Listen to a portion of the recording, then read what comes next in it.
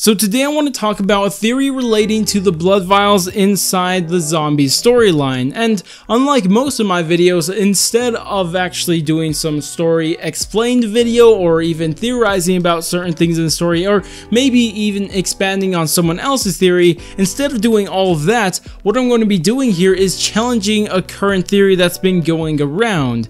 And where this theory actually originated from was from a Reddit post that I can't currently find, so if anybody knows which Reddit post I'm talking about, I'd be very grateful if you could comment it inside one of the comments, and then I could pin that, so if people want to check it out they could easily click it there. But of course, after that, Nixaris made a video on it, which he actually really liked the theory and then even expanded further on the theory. And then in more recent times, we had Rad Austin make a video talking about his understanding of the blood vials, and of course he used this exact same theory, of course then again expanding on that theory.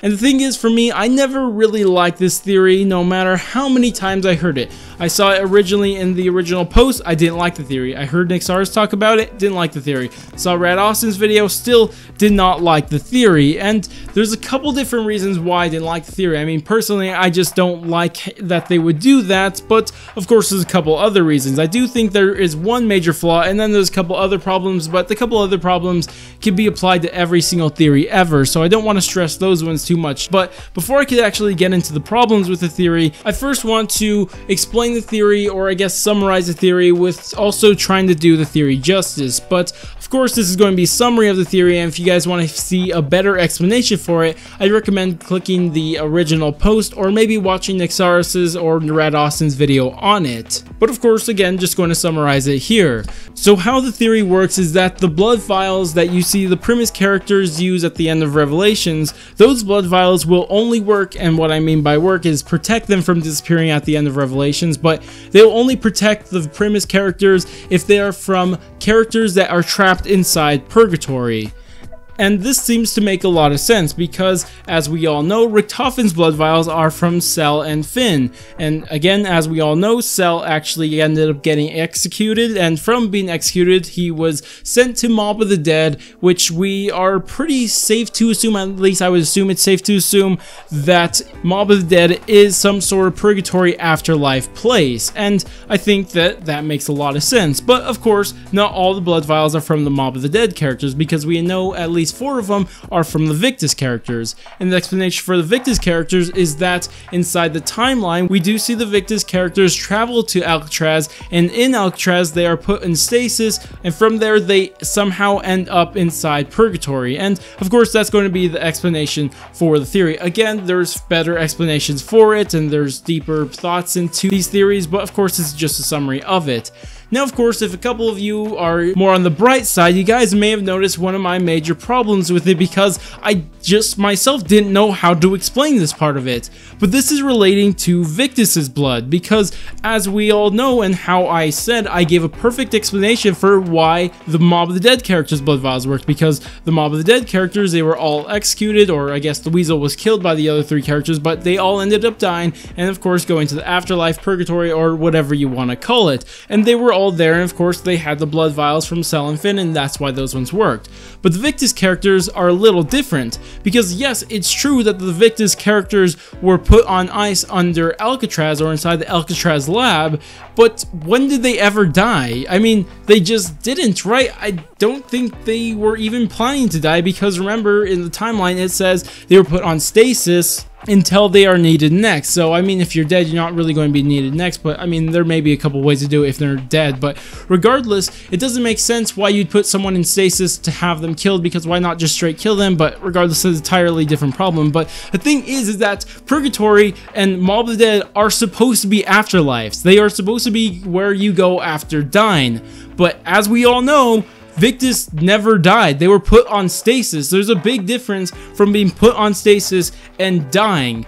And that's why I just don't get the explanation that somehow Victis magically ended up in Purgatory. Just because they were in the Alcatraz lab does not equal that they were somehow ending up in Purgatory, because obviously that would destroy the entire idea of an afterlife. That's how are you going to actually end up in the afterlife without dying? I mean, maybe in the future we'll have some sort of explanation and we'll have some sort of, I guess, Greek mythology style afterlife that living people can go in and out of, but at the same time, I just don't think we have any proof of that. We don't have any proof that Victis ever went to Purgatory. That's my main point, that we have no reason to believe that Victis actually ended up somehow in Purgatory. We have no reason to believe Victis died. We just have no reason to think this at all. And I know, of course, with all zombie storyline theories, there's always going to be a couple problems with this, and there are a couple ways to somehow explain this, but you can't really back those up really factually with what we know about the story currently.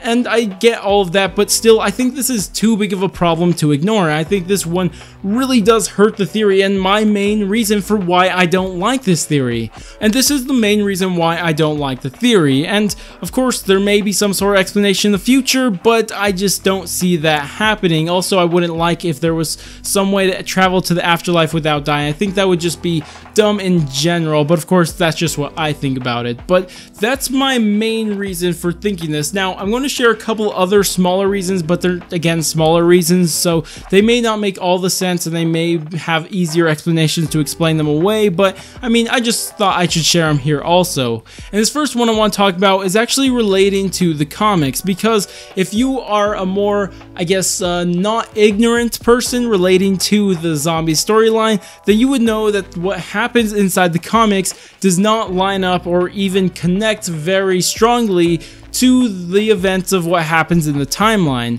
I mean, there's a lot of things happening in different orders. I mean, people are going different places. It's just a really big mess, and I want to bring up one of these, and that's where Victis are put on stasis or put on ice, whichever way you want to word it, because inside the original timeline, they were put on stasis under Alcatraz or inside the Alcatraz lab, but inside the comics, and this was pointed out by Johnny J25, he actually pointed out that inside the comics, Victis are put on ice under the house that we see inside Revelations. So, I mean, there's a lot of different questions to do there. I mean, how, why, how, what, where, when, and why. I mean, all the other questions, but that's not the focus of this and not the reason I'm bringing it up. The reason I'm bringing it up is that if the blood vials only work from characters that are trapped inside Purgatory, then why would Richtofen still use their blood vials? Because, as we all know, inside the comics, Richtofen still gave his past self the blood vials of Victis, even though they were under the house and not in Alcatraz. And this furthers my curiosity of how they would even end up in the afterlife or in Purgatory, because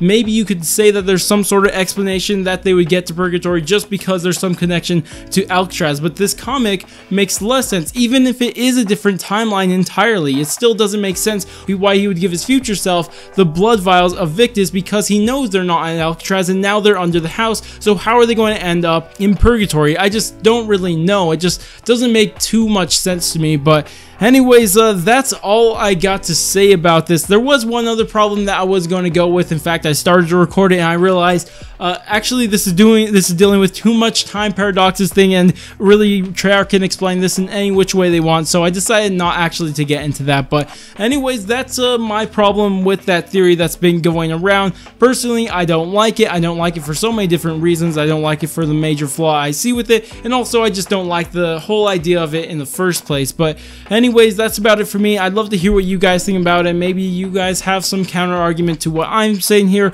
or maybe I changed your mind about this theory, but I'd love to hear it all nonetheless. But if you guys did enjoy the video, then go ahead, do all the normal YouTube stuff, like, subscribe, bell, share, and especially bell. But I'm gonna go and I'll catch you guys in my next stream or video.